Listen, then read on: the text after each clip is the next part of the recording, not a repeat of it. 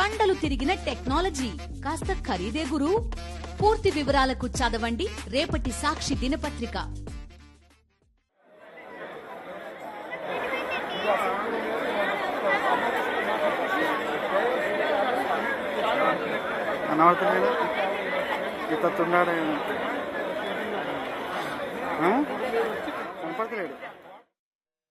జరుగుతామా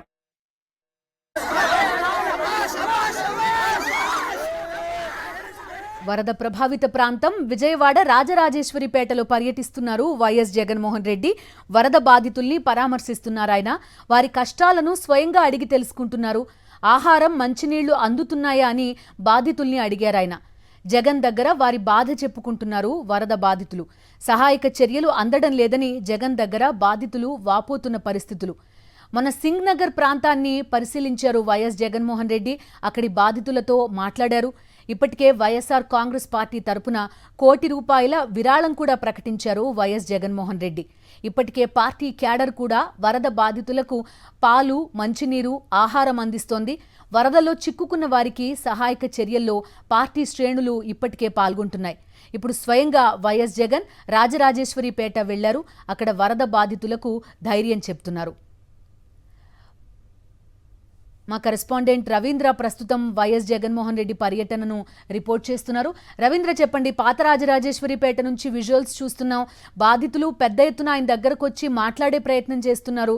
ఏం జరిగిందో చెప్పే ప్రయత్నం చేస్తున్నారు. ఏం జరుగుతోంది అక్కడ? డీటెయిల్స్ ఏంటి? పాత రాజరాజేశ్వరిపేటకి వైఎస్ జగన్ ఇక్కడ చేరుకున్నారు.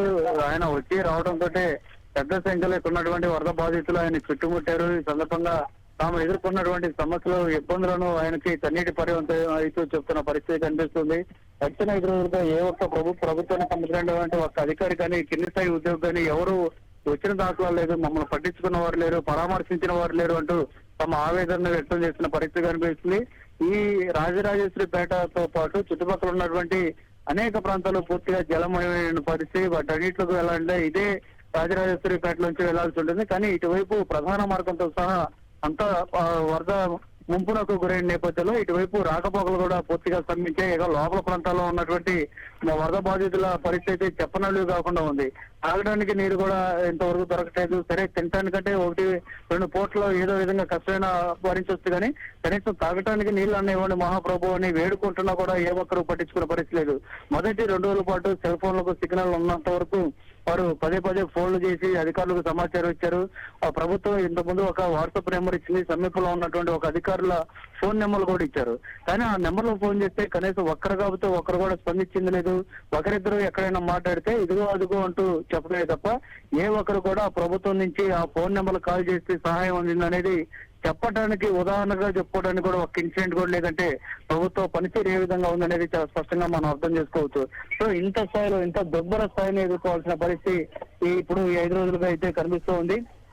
ముందుగా భారీగా వర్షం రాబోతుందంటే ఇప్పటికే ఐఎండీ హెచ్చరికలు 28వ తారీఖునే జారీ చేసినప్పుడు కూడా కనీసం 30వ తారీఖు నాటికి 2 రోజుల పాటు భారీగా వర్షం కురిసినప్పుడు కూడా కనీసం చంద్రబాబు పట్టించుకునే పరిస్థితి లేదు. అప్పటికే వీకెండ్ ఎంజాయ్మెంట్ లో ఉన్నటువంటి ముఖ్యమంత్రి, ఆయన కుటుంబ సభ్యులు, అట్లాగే డిప్యూటీ సీఎం పవన్ కళ్యాణ్ తో సహా వీరంతా కూడా కనీసం వరద చుట్టుముట్టేంత వరకు కూడా ఎవరు పట్టించుకోలేదు.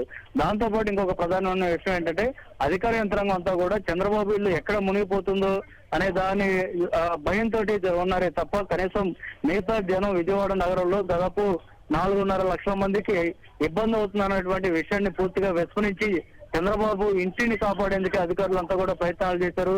చుట్టుపక్కల గ్రామాల నుంచి పెద్ద సంఖ్యలో టెప్పర్లతోటి ఇసుక బస్తాలు తీసుకొచ్చి ఆయన ఇంటి చుట్టూ వేసే ప్రయత్నం చేశారు. కానీ ఇటు విజయవాడ నగరంలో 4.5 లక్షల మంది ఇప్పటికే ముప్పునకు గురయ్యారు. వారిని ఏ విధంగా కాపాడాలి, వారికి సహాయ సహకారాలు ఏ విధంగా అందించాలనేటువంటి దాని మీద ఏం మాత్రం దృష్టి పెట్టలేదు. కనీసం చంద్రబాబు కూడా దృష్టి పెట్టలేదు. ఆ కారణంగానే ఇంత స్థాయిలో ఎఫెక్ట్ అయితే జరిగింది.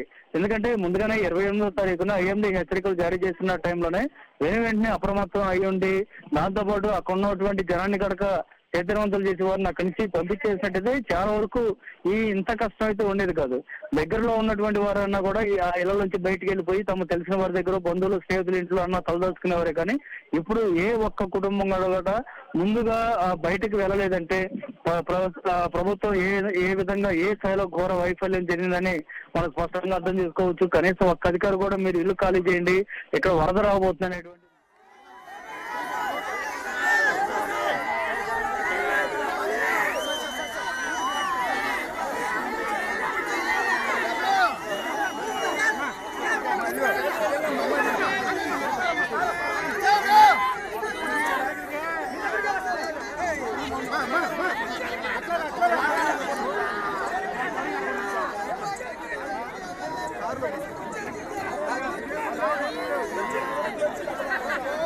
అమ్మా